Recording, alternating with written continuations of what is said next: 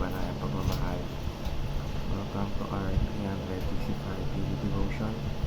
Ako po si Alexander Gomez from Batch 3. At ang topic po na tatalakayin natin ngayon ay God is generous to those who seek Him.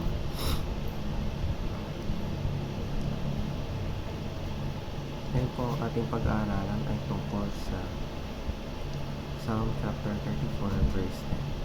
At buksan po natin ang ating puso at isip sa magandang salita ng Diyos. Sinasabi dito na, the young lions suffer want and hunger, but those who seek the Lord lack no good thing. Ay sa Tagalog, ang mga batang leon ay nakukulam at nagugutom. Ngunit silang mahanap sa Panginoon sa mabuting bagay ay hindi nasasakit. Teaching number 1. God is generous. God is a generous Father.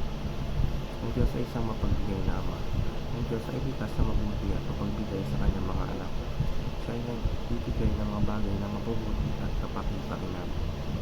Tulad ng isang magpagmahal na magulang, ang Diyos ay hindi madama, kundi laging handang tumugon sa mga pangailangan ng kanyang mga anak. Teaching number 2. God does not withhold any good things. Ang Diyos ay hindi dadamot ng anumang mabuting bagay. Walang mabuting bagay na ipagkakait ng Diyos sa mga taong nagtitiwala at naniniwala sa Kanya. Siya ang pinagmumula ng lahat ng biyaya at nais na matanggap natin ang pinakamainam para sa ating buhay.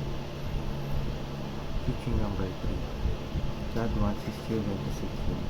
Ang huling katuruan ay nais ng Diyos na hanapin siya ng kanyang mga anak, higit sa anumang bagay.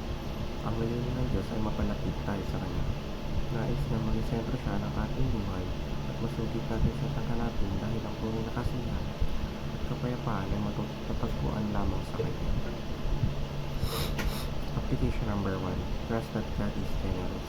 Magtiwala tayo na ang Diyos ay mapagbigay. Dapat tayo maniwala na ang Diyos ay laging handang magbigay ng mabuting bagay.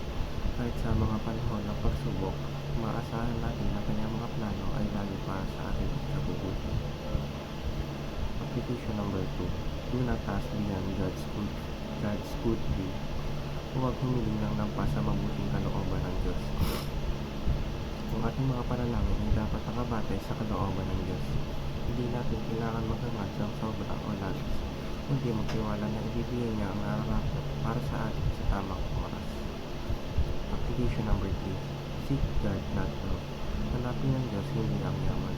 Huwag natin gawin ang pangunahing layunin ng kayamanan o material na bagay. Sa halip, ituon natin ang ating puso sa paghahanap sa Diyos, dahil siya ang ibibigay ng tunay na kasiyahan, kaligayahan at layunin sa buhay.